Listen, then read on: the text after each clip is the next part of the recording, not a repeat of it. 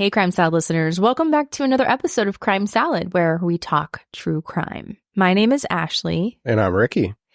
And we're so glad that you could join us. Thank you so much for supporting our show. Now, this week's episode, we are going to discuss the Fox Hollow Farm murders. Now, just a heads up, this episode will discuss violence, murder. This content may be unsettling for certain listeners.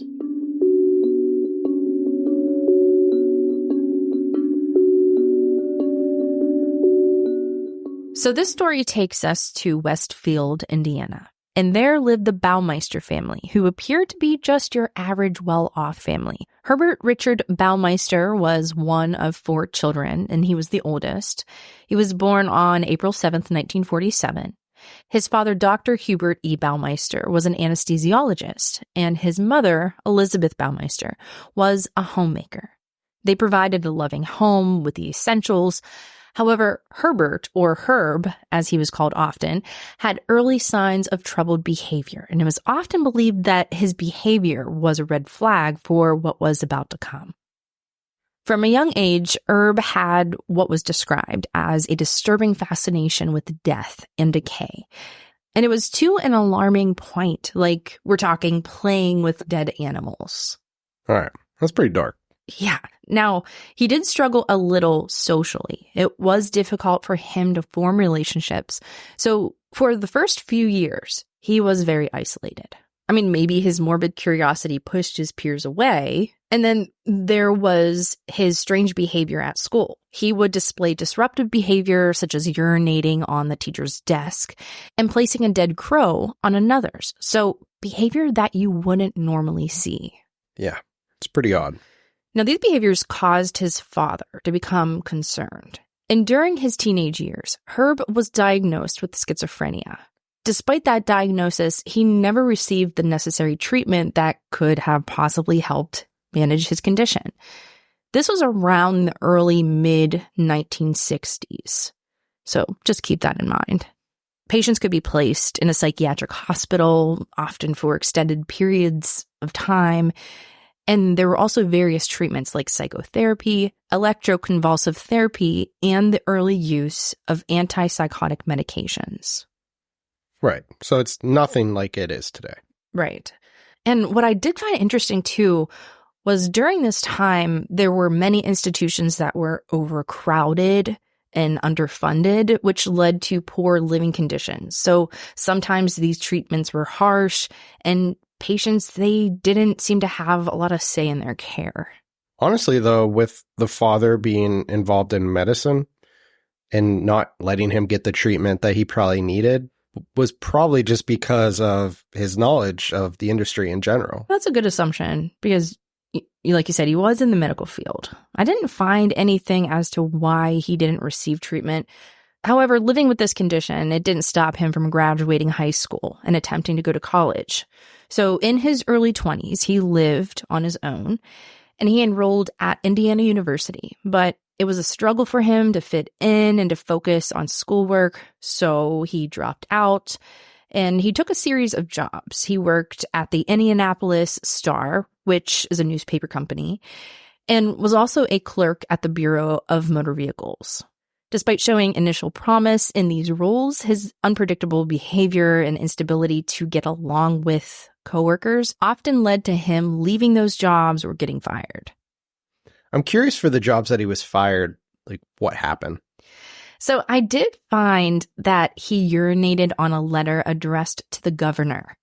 And that was the icing on the cake and the confirmation as to who urinated on his supervisor's desk a few months earlier. Wait, so he did this in school too, though, right? He did it in school, and then he did it a few more times as an adult, working a job. It's a serial peer. When he was 24 years old, he married Julie in 1971, and he was working at a thrift store, which seemed to be a better fit for him. After 3 years of working there, he opened up his own thrift store with his wife, Julie, and called it Save-A-Lot. They had kids over the years and appeared to be normal. With their business earnings, they bought Fox Hollow Farm in Westfield, Indiana, and it turned out to be the perfect place to raise a family. The kids could enjoy the wooded area and ride their bikes around on the property. It was very private and isolated, but Herbert kept this darkness brewing inside him and, well, a second life. He frequented gay bars during the times when Julie would take the kids on a long weekend trip or on an extended trip during the summer months, staying with a family member. He would stay behind, stating that he needed to be home for their store. The business was failing, and it put some strain on their relationship. I feel like it's hard with a couple having a business and then it not doing well. It definitely affects you. Especially in today's economy, I feel like it's a struggle for sure. Now, while it appears that he was living out this secret love life, he had a change of heart. Maybe he was stressed out in his marriage. He had a much darker and sinister goal. You see, it all started to come to the surface around 1993 when men began to disappear from the Indianapolis area. Johnny Bear, 20 years old, was last seen on his way to a job at McDonald's. Jeff Jones, who was 30, was last seen coming out of a Salvation Army rehab center. Richard Hamilton, who was 20, was last seen leaving his apartment at 2 a.m. to get cigarettes. Alan Livingston, who was 28, was last seen getting into a white vehicle on the same night Manuel Resendez, who was 31, went missing. And the last time he was seen was with friends at a nightclub. But when the night was over, he wasn't there. So in 1994, more names and faces of young men continued to go missing. Alan Brossart, who was 28, was last seen at a gay bar that he often went to. And then Roger Allen Goodlett, who was 33, went missing in July of 94 after leaving for a night out. His mother reported him missing and demanded for the police to take immediate action. However, the missing persons department had to give it at least 30 days to wait and see if anything turned up. 30 days? That is a long time. Yeah, I mean, especially you're a parent. Right. Imagine how that would make you feel. And you know something's wrong. You know, it's completely out of character that he hasn't shown up at home. I mean, a lot of things can happen in 30 days. It would be very frustrating. Now, all of these missing persons were young men in the same area, and police were not sure if these men were just missing or they left on their own accord, or if maybe they were linked to one specific murderer. It was a big question mark. You know what this case reminds me of is Jeffrey Dahmer. Yeah, a lot of people say that. Yeah, Jeffrey Dahmer, or also John Wayne Gacy, because he targeted young men also, and a lot of them. Very similar cases. It's really strange how it all kind of happened sort of around the same time too. Right. Although I feel like this case didn't get nearly the amount of attention that like Gacy or Dahmer got. Yeah, no way. Private investigator Virgil Vandegrift has his look into these missing cases around the area. And once he found out that there were close to 12 men who were missing from the area, it was shocking to him. And even more so knowing that because they were gay, or thought to be gay, the urgency of finding these missing men wasn't a top priority. And so he put the matter into his own hands, especially since the police were a bit reluctant to investigate. By getting the flyers out to the public, even posting them at local bars and clubs around town, and communicating with people of the gay community in the area. While this was all happening, information started to piece together because people of the community started to come forward. A friend of a victim who went missing and who prefers to be called Tony Harris for privacy reasons, noticed a quiet man at one of these nightclubs one night. And he was by himself. He appeared uncomfortable and he was looking over the missing flyer of his friend, Roger Goodlett. And his demeanor wasn't very genuine at all when he talked to him about it. And he mentioned how he felt very uneasy at the time, thinking maybe he had something to do with his disappearance.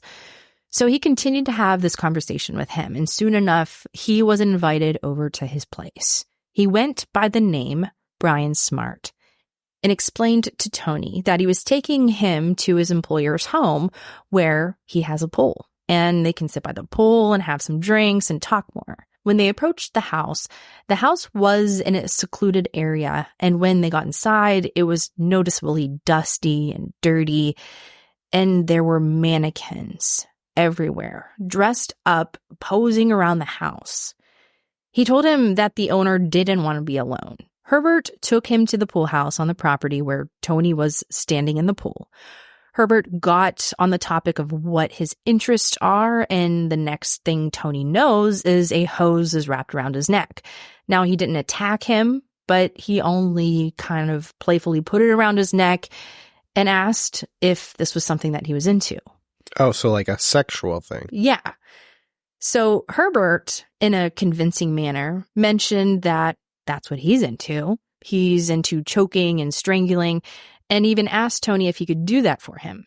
So Tony explains that he did it. Herbert lost consciousness and he ended up falling in the pool. And he would tell him that it was a rush to him. Then Herbert did it to Tony and explained what he liked about it in gruesome detail. He explained that he enjoys seeing the eyes bulge out of the face and the lips puffing up and sometimes splitting. Tony spoke up and said that he's hurting people and he's going straight to the authorities. When Tony said this, Herbert laughed and said, "No one would believe someone like you." Now, Tony wasn't killed that night. For some reason, Herbert let him go. And Tony did what he said he was going to do. He went straight to the police. The police were looking for that house that Tony was at, and they couldn't find it. They got his name, Brian Smart. However, that ended up being his alias. It's weird that he let him go. It makes me wonder if he regrets not killing him that night. Yeah. Well, it's interesting because Herbert kept trying to find Tony after this incident. So he would call him on numerous occasions, asking to have him come over, hang out, let's have a repeat session. And so the family decided to put a tracker on his phone. And his comments to Tony would be very telling. He would say things like he's familiar with what death looks like. And he would explain how he would have accidents in these situations or a bad night, and how these accidents happen to at least 50 to 60 different people. Holy cow. How scary for him, though. I mean, he's sitting there in the murder room, right? Potentially could become the next victim. That's terrifying. Now, looking at Herbert without even knowing what he was actually capable of, he appeared to be a very kind, social-looking person. And honestly, from looking at a picture of him, he does appear to look like a normal guy. Yeah, he does. He was someone you would feel safe to talk to, someone who didn't give off creepy vibes, and obviously someone who made you feel comfortable enough to feel safe enough to go over to their house after the bar. But this was all intentional. His victims would take the bait and leave the bar with him to his pool house. He would slip drugs into their drinks. And, well, as TikTok would have you say, he unalived them by strangling them with a hose and would burn and dispose of their bodies on his 18 acres of land. Jeez. And all of this went down when Julie and the kids were on their trips, right? Yeah. So they're out of town. They're gone, and he's just living this crazy second life. And his wife never knew. She never had any, hints that this was happening. Or a murder. Yeah. Now, his wife started to grow suspicious when their son and his friend were walking around in the woods in the backyard, and they came across bones. It appeared to be a human skull and a number of other bones. It looked just like a skeleton was laying there, like whoever died there was laid there and decomposed. Herbert explained that these were the bones that his father had from medical school, and he just held on to them, kept them in the garage. Well, yeah, that would make sense if these bones were maybe in the house or on display or in a box or something. But these are like scattered out in the yard of the farm. Yeah, isn't that bizarre? It's really weird. Why are they out here then? Now, initially, this made sense to Julie. I mean, his father was a doctor, and Herbert never threw anything away. He told his wife that he would clean it up, and within a week, the bones were gone. Jeez. It's definitely weird, but it's one of those things like she didn't know what he was capable of. She didn't see that side, right? Living the second life. You would never think that he's capable of doing something like that. So you wouldn't put the two together. But then at the same time, there's all these reports of boys going missing and men going missing, whatever. You have to kind of connect the dots. Well, a lot of people believe that she was in denial, and she was in denial for quite some time during the rollout of this case. Now, if you remember Herbert, he was trying to get in contact with Tony. He was inviting him over, saying, hey, let's have another session. Well, Tony was out at the bar, and lo and behold, that guy was there again. Tony had to have been thinking, wow, he's sitting there waiting for his next victim. Tony asked a friend to go outside and write down his license plate number because, as we mentioned, the police had nothing on this guy. More people are missing, and this has to be put to a stop. So they took the license plate number to the police, and he was not Brian Smart, but a man by the name of Herbert Baumeister. Right. The alias. Yeah. He was confronted at the Save-A-Lot store, and he was asked about the number of missing people in the area and how his car was located at one of the bars. But he said he had never been there. He wasn't very good at hiding his body language in front of the investigators. The officer would describe him as looking like he wanted to just fall apart. A moment where he had to have been thinking that they were finally on to me. And that guy who he let go, he has to have something to do with this. He's a risk. It all started to come to light for Julie once the police got in contact with her. They approached her with the shocking news that they were looking into her husband being a suspect in a homosexual homicide. This was an immediate shock for Julie, who never suspected a thing. And she would tell the police that she didn't believe them, and Julie refused to allow the search. Julie, in disbelief, would call the officer on the phone, telling them that there's just no way. He is the father of their children. He's never raised his voice at their children, never even slapped them. He never showed any aggression or aggravation towards her at all or to the family. There's just no way that her husband could be capable of being a murderer. So that only led to the police needing to get more evidence to be allowed to get a search warrant. They did do a search by helicopter using infrared light in hopes that they could find decaying of a body, but there was nothing. Now, around this time, the Baumeisters were in a bit of a marital struggle. Herb's behavior was becoming more erratic, and Julie even recalls times where he would talk about this guy named Tony Harris, the one that got away, and would say that we should be afraid of him. The business was flopping, and she had spent the holidays alone with the kids. It was becoming very financially difficult for Julie. Herb randomly closed down the thrift store and left with their one son to go on a trip to Lake Wawasee. As time went on, Julie questioned the thought that, could this all be true? Putting all the pieces together away from the initial shock of the police knocking on the front door, the human skull her son found, Herbert's strange behavior, and then leaving home, taking their son, running away from the police suspecting him, she became very concerned, and mostly concerned for her son. She filed for divorce in early June of 1996, filed for custody for both of their children, and was able to get their son back from Herb. She was now living with the fear that her husband was to blame for so many victims who had gone missing. The divorce wasn't even finalized, and she allowed the police to search their property on June 25th. This search led to the discovery of numerous human remains on the property. Even though the trees were all grown in and greenery was covering most of their backyard, confirming her worst fears about her husband and also confirming the tip that Tony left with authorities.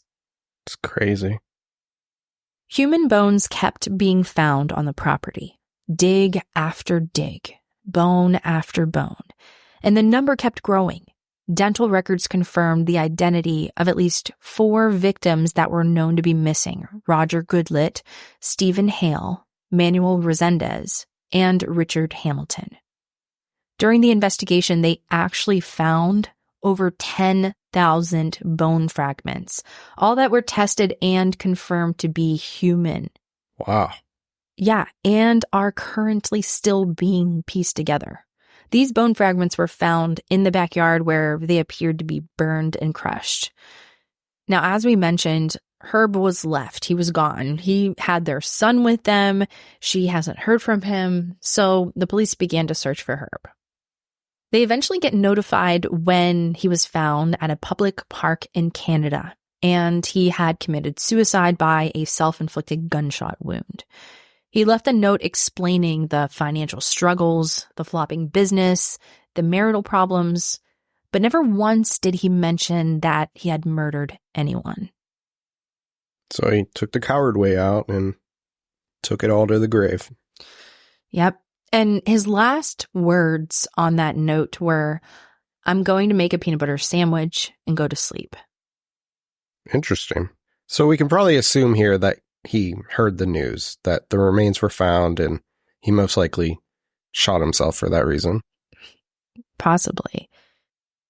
Now, these identified victims that have been murdered, they were in the newspaper when they were identified, and it was even mentioned along with their name and their picture that some were arrested for prostitution.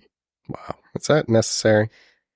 Right? And what's also disgusting is they would give Herbert or Herb the title landowner or businessman. Like, okay, you mean murderer or serial killer or monster. Like, you don't have to. Yeah, exactly. And this caused families in the gay community to really be upset with how the media was handling this case and the victims. It was disgusting. Now, this case even led to the question if Herbert was the cause to even more bodies that were found along I-70. This is what connects Indiana to Ohio. Victims' bodies started showing up along the interstate, and they appeared to be strangled. And it was found that they were all last seen at a gay bar. And Jolie would even explain that he had to make multiple trips to Ohio for whatever reason for their business. So could this have been like an opportunity to get a few murders in? Probably, yeah. Yeah, I mean, it's pretty bold and confident to just leave a victim out on the side of the road. Like, you almost want to be caught. Yeah, that's what it seems like. And there were mentions that it seemed like there was a pattern of how he disposed of bodies. Most of their land was wooded, and it seemed that as the killings happened, the bodies would get closer and closer to the house. So, like, when he first started, he would put them all the way in the back of the woods, probably buried, you know. Yeah. And it seemed like he got maybe more comfortable, yeah. Like lazy maybe, more confident. So this kind of coincided with, could he be the I-70 killer? Yeah, I mean, he's killed so many people at this time, he's probably feeling invincible. Like, they're not going to catch me. I've done this. Now, they never identified the person responsible for the murders that happened on I-70.